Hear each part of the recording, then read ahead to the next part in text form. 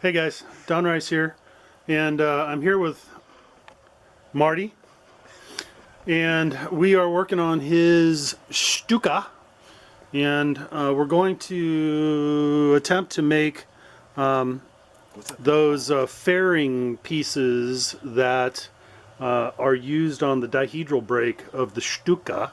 And so what we've done here is we've set up a router table, and what you're looking at there is a quarter-inch, quarter-round bit, and this is quarter-inch balsa by 1 inch wide.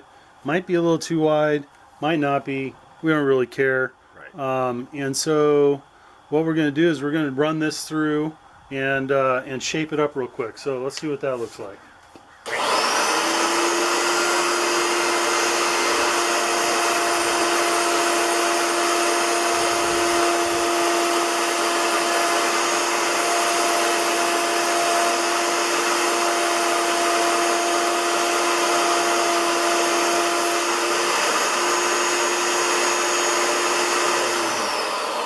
Put a whoop in it right there. Okay, so we've already shaped up one side of this, and so now we've got both sides. See if we can get the light right here. There we go. So you can see now how we've put a quarter round on both sides of this stock.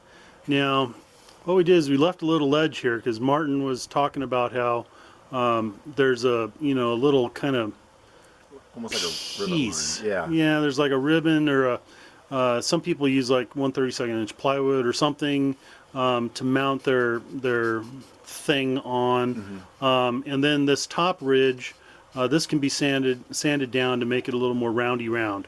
So that's the plan for creating these kind of pieces. That's perfect.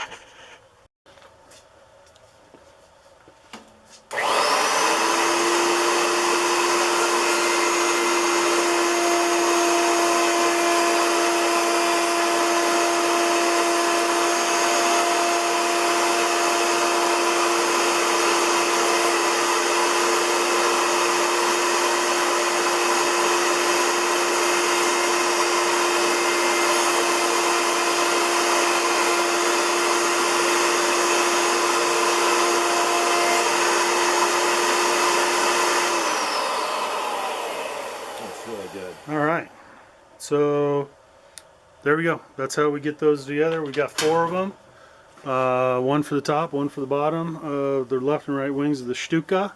So next thing we're going to do is we're going to set up to make some we're going to want to make some KERF cuts lengthwise here. Make a bunch of cuts so that this can then bend more easily. Right now, it doesn't want to bend too easily, but it's got to bend around and conform to the airfoil of the wing. So we're going to make a bunch of cuts, but we'll bring you back in a second.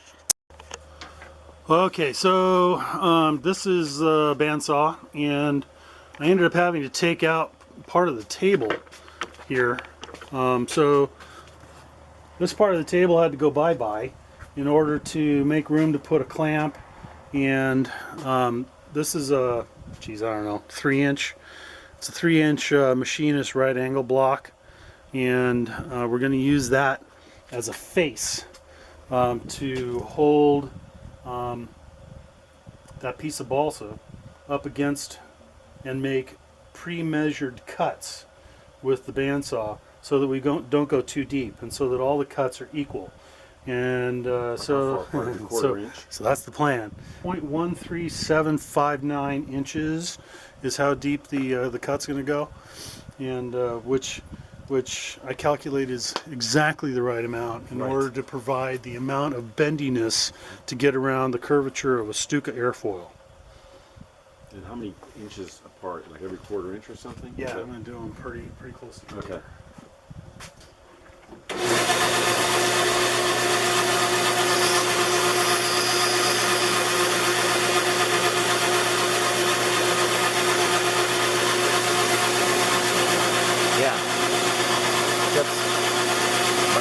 Yeah, I think that looks pretty good.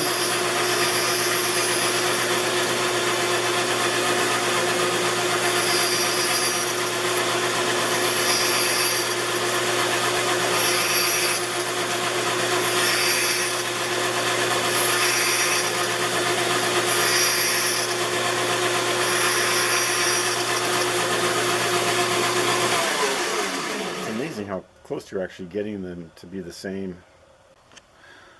Okay, so so we've run a number of cuts, and these are roughly halfway through the thickness, and and then I soaked it in ammonia, and it makes it quite a bit more flexible.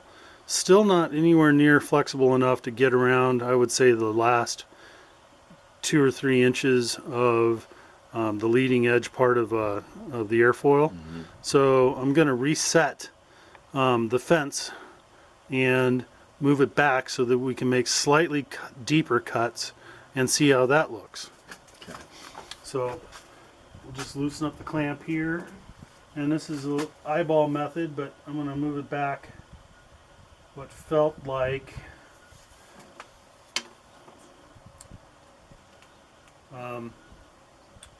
felt like 3/64 of an inch. That's pretty damn close. All right, so we'll try that, and let's do it on the other end. It's dry. Okay. So this end here is wet right now with the ammonia. So all right, so now we'll run through and make a couple more cuts. We'll take off the sticker too.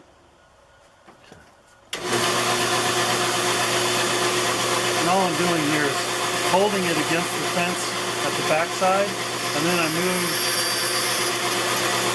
the front part into the blade until it stops at the fence.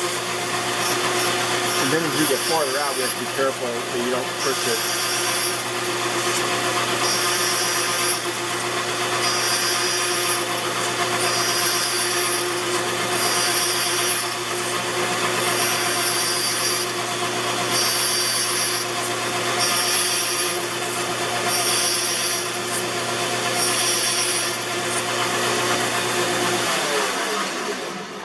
Big difference. All right, so just like that, we'll put some deeper cuts in it, and I don't know if we can bend this. No, it's definitely more flexible. And that's without ammonia. Yeah, so that's definitely more flexible. I think we'll have to go with that. It's still got some strength. It's still got strength to it. Now it looks like a, you know, this would make a good diving board for your Barbie dolls. Right. Okay, doing. Ah! Okay. And Barbie just broke her head open. Right, so it's like, Yeah. So the good news here is that the cord width on the Stuka is 19 inches, and we've got 36 here, so right. We're good to go. All right. So let's mark off about 9 inches. We don't really need to do kerf joints all the way down this stick because most of the airfoil is not that curvy. It's just really that third that goes from the main spar up to the leading edge where we need those kerf cuts. Do you want to measure with a ruler? Or?